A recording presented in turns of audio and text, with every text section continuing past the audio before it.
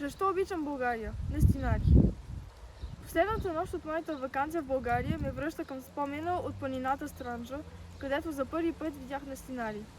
Това са хора, които ходят боси върху жарава, малки въглинчета, останали след изгарянето на специално напален огън. Единствените останали нестинари се подготвяха от сутринта за магичен огнен танц. Цял ден бяха затворени в един параклис и слушаха тъпаните и гайдите, които изпълняваха специална нестинарска мелодия, а после изпадаха в транс. Всички жители на селото, очаквайки с нетърпение мисичния танц, който предизвикваше хиляди чувства, се бяха събрали под вековните дървета до параклиса. Когато огънят стихна, няколко мъже започнаха да разстилват в кръг останалата жарава от живи въгленчета.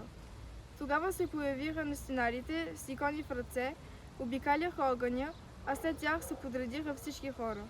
Изведнъж най-старият нестинар тръгна. Музиката го беше обзела. Тъпанът отмерваше пулса на сърцето. Тялото му отмаляваше и започваше да танцува в транс върху изгрящите въглени. Обиколи кръга 3 пъти, а после го пресече на кръст. Другите двама нестинари, един след друг, го последваха, носейки икона в ръце, която го препразваше от топлината на жаравата.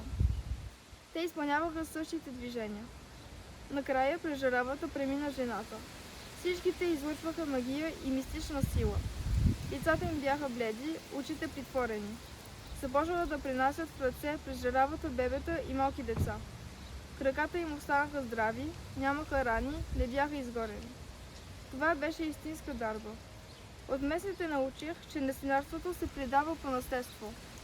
С танца в жаравата с боси крака, изпадали в транс, нестинарите посрещаха на настъпващото лято, възвеляваха Бога Слънце и мислено се моляха да дари всички хора от селото със здраве, успех и плодородие през годината. Ритуалът завърши с хоро, в което се включиха всички. Огънят затихваше.